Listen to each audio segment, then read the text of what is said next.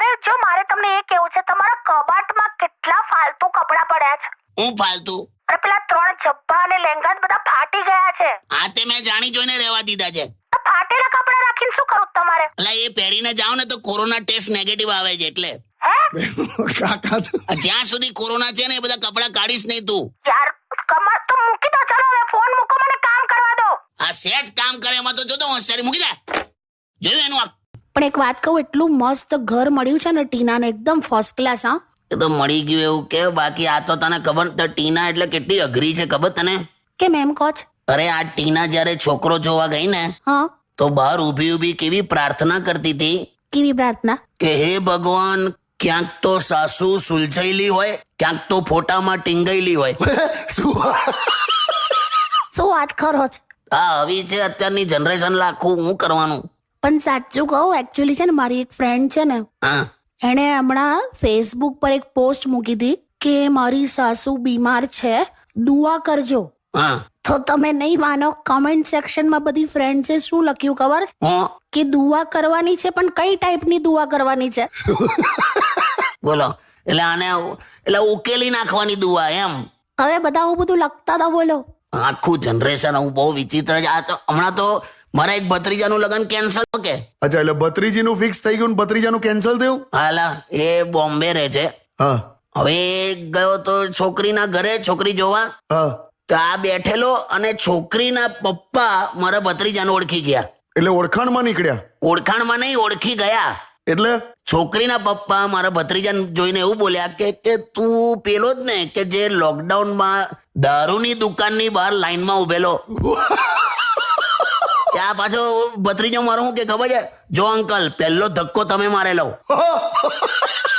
એટલે આ બે જણ ઝઘડેલા પણ ખરા. બોલ, વિચાર કર.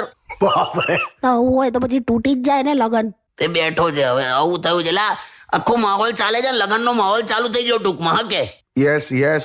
નાલાયકમાં નાલાયક છોકરો હોય ને તો પણ કંકોત્રી પર તો સુપુત્ર જ લખવું પડે નહીં? તમારે જેવું. અને આ મોલમાં ગયા અને મોલની બહાર આયા ને ત્યારે અમારા હાથમાં 2 શાલ, 3 સ્વેટર, 4 લેગિન્સ. અને તમારા માટે?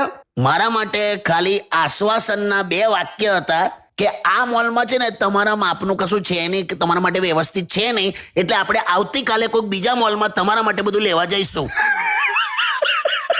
એવો ને એવો મન લઈને આવી. બોલ. પણ હવે કશું હતું નહીં તો શું યાર? લબન તારે તો લેવાનું જ નતું કશું. પણ હવે શોપિંગ હોય તો પછી મને તો એવું થાય જ ને. બાય ધ વે, મને કહો તો ખરા હું કેવી લાગુ છું? આ બધું મેં સિલેક્ટ કર્યું, મેં પહેર્યું, એટલે આમ મસ્ત તો લાગુ જ છું ને. આમ તારીફ તો કરો.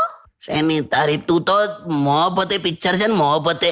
હા, મોહબ્બતે પિક્ચરમાં તને ઐશ્વર્યાનો રોલ મળવો જોઈતો હતો. વાવ, સાચે?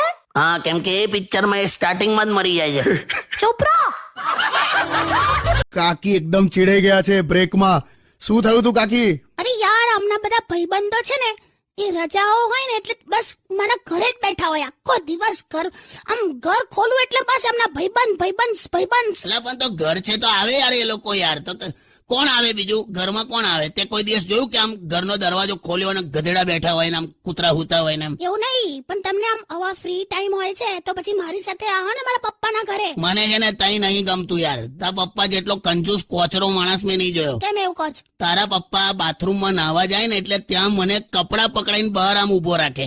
પછી કે જમાઈ રાજ, મેં નાહવા બેસું છું, બાથરૂમની બહાર જે સાબુનું ફીણ આવે ને એમાં કપડા ધોઈ નાખજો કે. જાવ ને યાર. ખરેખર મને ત્યાં નહીં એડજસ્ટ થવાતું જ નહીં. તને કહું, નળમાં પાણી પતી જાય છે ને આંખમાં પાણી રહી જાય છે. કોચરો સસરો. ચૂપ રહો.